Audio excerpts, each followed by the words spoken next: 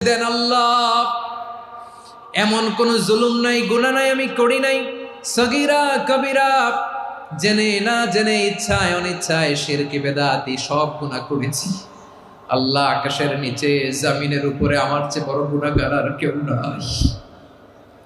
চোখের পানি ছেড়ে আল্লাহরে বলেন, আল্লাহ আমি ছাড়া তোমার গোলামের অভাব নাই, তুমি ছাড়া আমার দ্বিতীয় কোনো রব নাই, তুমি ছাড়া তো কেউ আমার গুনাহ ক্ষমা করার নাই, তুমি আমার রব, তুমি আমার সব। বলতে পারবেন? এই তাকরীর আমার পটুয়াখালীর ভাইয়া, এই স্বীকৃতিটা দেখতে আল্লাহ বড্ড ভালোবাসে, কারণ আমরা সবাই গুনাহগার। আমরা সবাই কি? বিশ্বনবী বলেন কুল্লুকুম খাত্তাউন, বানি আদম, তোমরা সবাই পাপী, সবাই